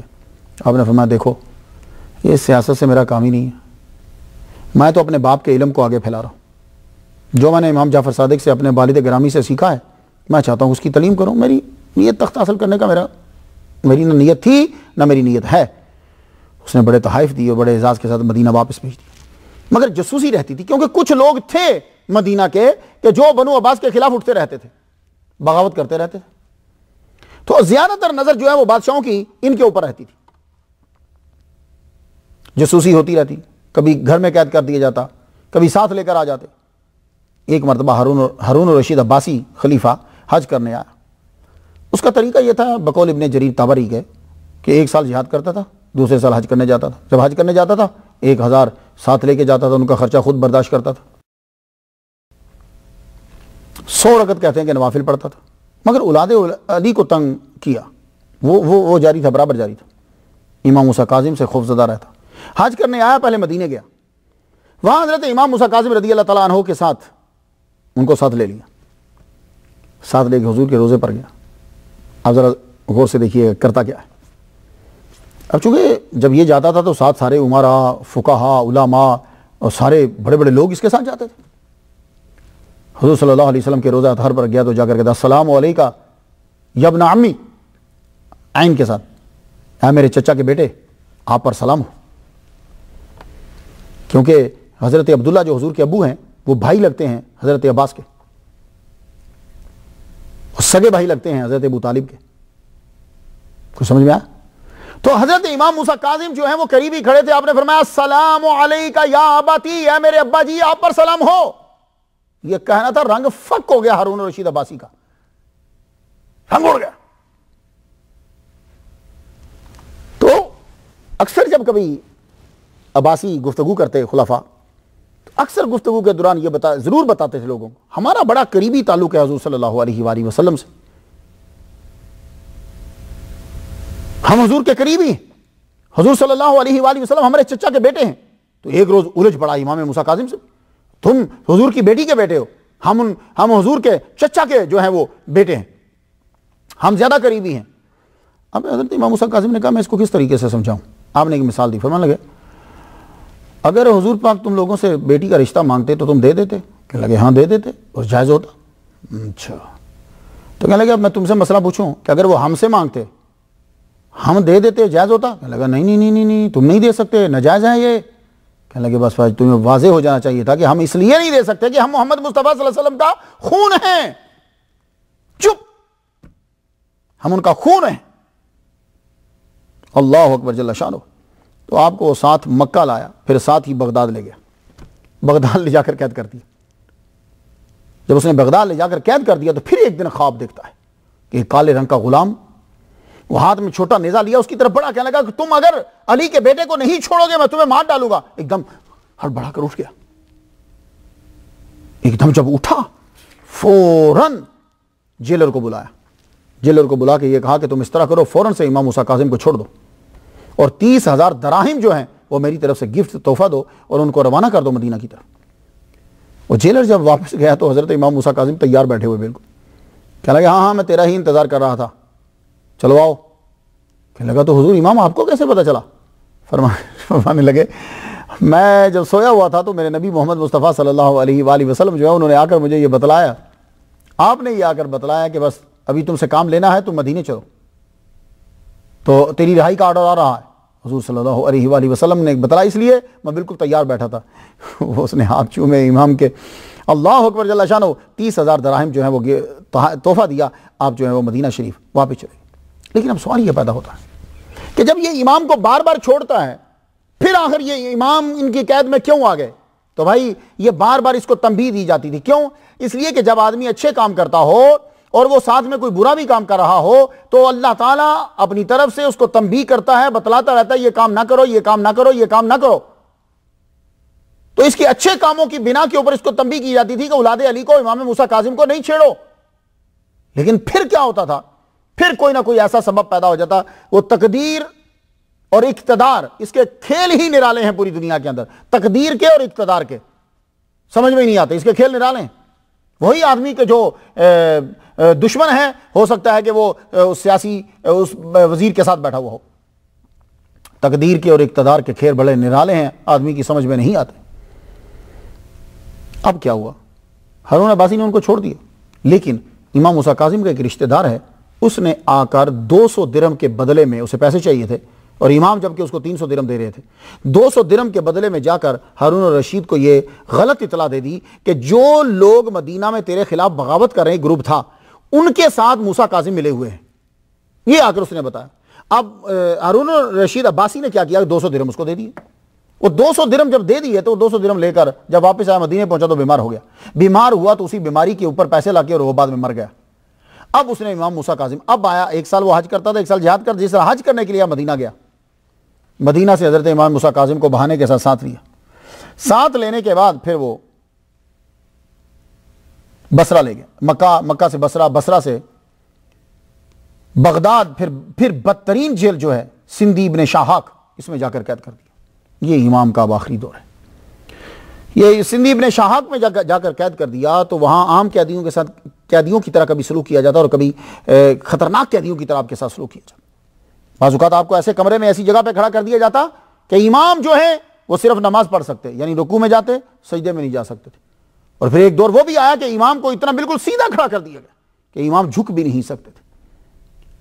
خطرناک سے خطرناک، یہ اس سے بڑھ کر اور کیا سزا ہوتی. آپ کتنا عرصہ جو ہے وہ آپ کھڑے رہے. اللہ اکبر. لیکن آپ کی عبادت میں فرق نہیں آیا، آپ کی دعاؤں میں فرق نہیں آیا. اب کوئی یہ نہ کہے کہ اگر اماموں میں طاقت ہے تو امام مکان کیوں نہیں توڑے، زنجیروں کو کیوں نہیں توڑے. نہیں بھائی، تقدیر کا مسئلہ ہے. اب امام رک جائے گا، اب استقامت دکھائے گا، کرامت نہیں دکھائے گا. اچھا، ایک بڑی عجیب سی بات ہے، مجھے اکثر لوگوں کے کویشچن آتے ہیں، اپنی جہالت کا اعتراف نہیں کرنا، اعتراض دھڑا دھڑ کیے جانے. پڑھو، تقدیر کو سمجھو تو صحیح. امام میں پاور ہے، لیکن کیا ہر جگہ پاور دکھانی ہوگی؟ چلو چھوڑیے اماموں کو، چھوڑیے ولیوں کو، چھوڑیے سارے ولی سارے امام چھوڑ دیجئے.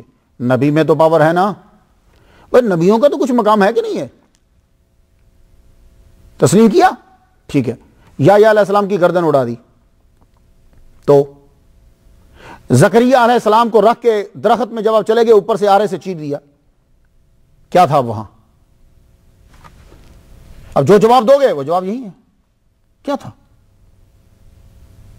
تو یہ تقدیر جب آتی ہے پھر آدمی کی توجہ ہٹا دی جاتی ہے، آدمی کو صبر دے دیا جاتا ہے، تسلی دی جاتی ہے، بڑا انعام دے دیا جاتا ہے، پھر آدمی چپ.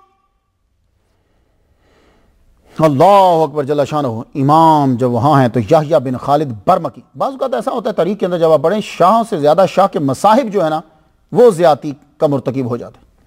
تو ہارون الرشید عباسی کا جو چہتا یحییٰ بن خالد برمکی ایک روز کھجوروں کے اندر زہر ملا کر لے آیا. امام کی توجہ ہٹی ہوئی. اور یہاں ایک مسئلہ سب سن لیجیے غور سے، ہمارا عقیدہ کیا ہے. اللہ تعالیٰ بنا توجہ دیے، بہت غور سے سنیے گا، اکثر لوگوں کی عادت یہ ہے کہ وہ اپنے ذہن میں جو چیز ہو وہ وہی بیان کرتے ہیں، چاہے آپ جتنا مرضی ان کو سمجھا لو، جواب دے لو، بتا لو، انہوں نے پھر اعتراض وہی کرنا ہے. اب جیسے میں علیہ السلام کے اوپر سارے جواب دے بیٹھا، پھر آپ علیہ السلام کیوں کہہ رہے ہیں؟ میں نے کہا بھائی میں بتایا ہوں کیوں کہہ رہا ہوں، تو اس کو تو سن لو. اب آپ غور سے سن لیجئے، اللہ تعالیٰ ہر چیز کو جانتا ہے بنا اس کسی سے علم لیے اور بنا توجہ دیے. اس کے پاس اپنا ذاتی علم ہے، نہ اس کو کسی نے دیا، نہ اس کو توجہ کی ضرورت ہوئی. ساری کائنات اس کے سامنے ہے.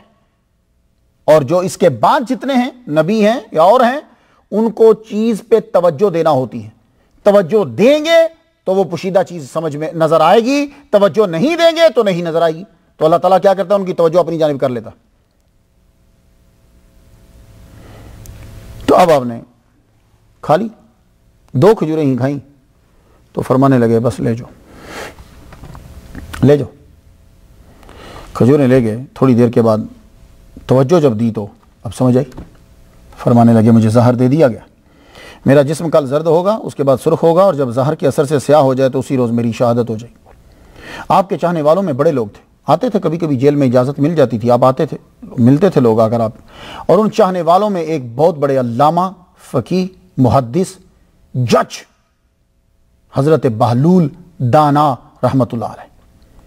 یہ حضرت بہلول دانا، آپ کا نام وہاب بن عمر تھا، ابا وہاب کہتے تھے آپ کو. آپ کوفہ میں پیدا ہوئے، علم حاصل کیا. آپ ان ججوں میں شامل تھے جن ججوں کو ہارون الرشید عباسی نے مقرر کیا تھا کہ تم حکم صادر کر دو کہ امام موسیٰ کاظم جو ہیں وہ باغیوں کے ساتھ ملے ہوئے. انہوں نے تو فیصلہ کر دیا، پیسے لے لیے. حضرت بہلول دینا رحمت اللہ علیہ آپ گئے، امام کے ہاتھ چومے، امام سے پوچھا امام میں کیا کروں؟ میں آپ کے خلاف فیصلہ نہیں دے سکتا. آپ نے جیم بولا، جیم. حضرت بہلول دینا سمجھے کہ یہ کہہ رہے ہیں کہ تم مجنون بن جاؤ، جنون. تو اس کے بعد آپ نے کیا کیا؟ بڑے امیر تھے یہ حضرت بہلول دینا، بہت امیر تھے. اللہ اکبر جل شانہ.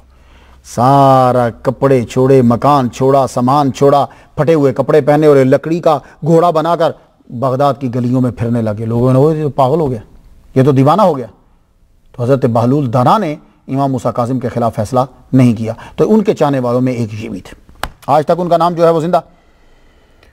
تو جب حضرت امام موسیٰ کاظم رضی اللہ تعالیٰ عنہ کی روح کف انصری سے پرواز کر گئی، دروازہ قید خانے کا کھول دیا گیا اور آپ کا جسد انور بارک کا اطلاع دی گئی، جی آپ تو فوت ہو گئے، شہید ہو گئے۔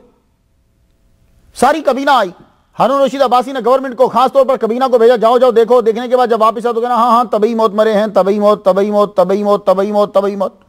تو جب ایک ہی بات 60 بندے جب کہہ دیں تو وہ جھوٹی بھی ہو تو لوگ یقین کرنے لگ جاتے ہیں۔ یہ 60 یاد، اسی اصول پر پوری دنیا کے چینل چل رہے ہیں، 60 دفعہ اگر کوئی بات کہہ دی جائے تو باہر کسی نے بھی ایک ہمدردی کا لفظ نہیں بولا، ہر ایک نے یہی کہا۔ یہ واقعہ 25 رجب 183 ہجری کا ہے۔ آپ کی عمر مبارک اس وقت 54 سال 6 ماہ تھی۔ امام موسیٰ کاظم کتنی عمر کے تھے؟ 54 سال 6 ماہ کے تھے۔ شہادت کی 2 قسمیں ہوتی ہیں، سب سن لیجیے، شہادت حکمی اور شہادت حقیقی، 2 قسمیں ہیں شہادت کی۔ شہادت حقیقی کیا ہوتی ہے؟ آپ میدان کے اندر اللہ کے دین کو پھیلانے کے لیے لڑ رہے ہیں کہ آپ کی جان نکل گئی، گولی مار دی کسی نے یا گردن اڑا دی، وہ یہ شہادت حقیقی ہے۔ اس میں کیا ہوگا؟ آپ کی نماز جنازہ تو ہوگی لیکن آپ کو غسل نہیں دیا جائے گا اور آپ کے جو اصلی کپڑے ہیں وہ نہیں اتارے جائیں گے، خون سمیت آپ کو اللہ کی بارگاہ میں پیش کر دیا جائے گا۔ اور شہادت حکمی کیا ہوتی ہے؟ حکمی یہ ہوتی ہے کسی کو زہر دے دیا وہ مر گیا، مسلمان تھا، دیوار گرنے سے مر گیا، پیٹ کی بیماری سے مر گیا، ڈوب کے مر گیا، جل کے مر گیا، یہ شہادت حکمی ہوتی ہے۔ اس میں غسل بھی دیا جاتا ہے، اس میں نماز جنازہ پڑھی جاتی ہے، کفن بھی دیا جاتا ہے، لیکن اللہ تعالیٰ اس کو ثواب دیتا ہے، گناہ معاف فرما دیتا ہے، کیونکہ اس نے ایک بہت بڑی مشکل کو برداشت کیا۔ کچھ بات سمجھی؟ تو یہ شہادت حکمی ہے، آپ کو زہر دیا گیا اور آپ شہید ہوئے، اللہ اکبر جل شانہ، ایک ہنگامہ برپا ہو گیا۔ آپ کا جسد انور اٹھا کر چارپائی پہ پھٹے کے اوپر رکھ کر پل کے اوپر رکھ دیا۔ وہ پل کون سا تھا؟ جہاں سے لوگوں کی آمد و رفت ہوتی ہے، پل پہ رکھ دیا تاکہ لوگوں کے اندر ہیبت بیٹھے اور پتہ چلے کہ جو ہارون رشید عباسی کے خلاف جنہوں نے بغاوت کی تھی ان کا ایک ساتھی کا انتقال ہو گیا، یہ ہے وہ موسیٰ کاظم۔ کچھ سمجھ میں آئی آپ کو؟ اموی اور مروانی تو یہ کرتے تھے کہ سر قلم کر کر پھراتے تھے، انہوں نے کیا کہ یہ رکھ دیا پل کے اوپر، اور پولیس کے بندے کچھ لوگ آتے اور آ کر زیارت کرنے کے لیے چادر اٹھاتے، امام کی زیارت کے لیے چادر جب اٹھاتے تو پولیس والے جو ہیں وہ مارتے، چلو ہٹ جاؤ۔ اب وہ چادر ہٹاتے، پولیس والے مارتے، اسی طرح چادر جو ہے وہ بار بار ہٹی رکھی، چادر پھٹ گئی۔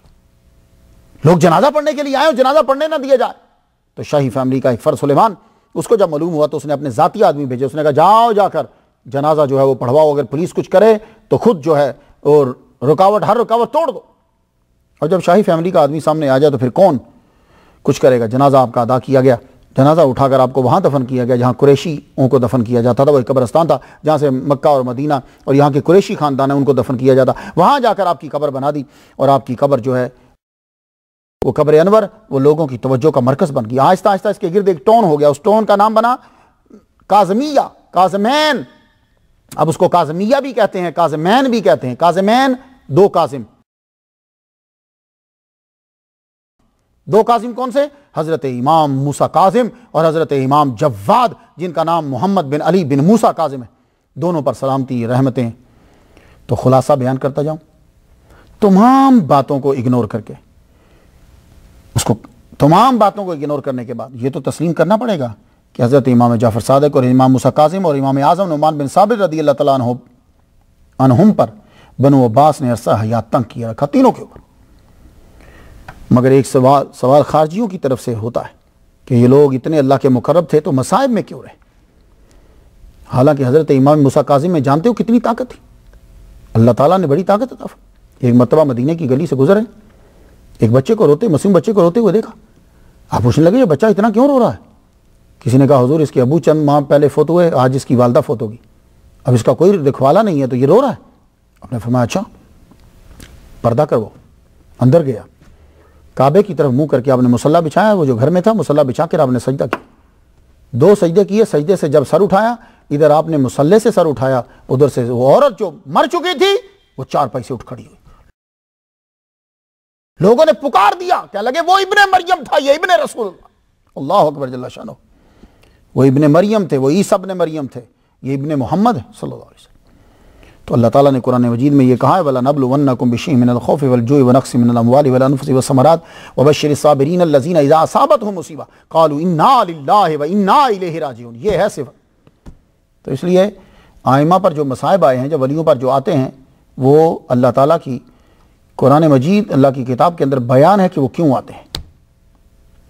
اللہ نے سید زادے یعنی امام موسیٰ کاظم کو 20 صاحبزادے عطا فرمائے، اللہ اکبر جل شانہ، 18 صاحبزادیاں تھیں، سیدوں کی نسل کو آگے چلانا ہے۔ ہارون رشید کی قبر پر شاید اتنے گارڈ نہ ہوں جتنے آج حضرت امام موسیٰ کاظم رضی اللہ تعالیٰ عنہ کی قبر انور کے اوپر۔ آپ کبھی جا کے دیکھیے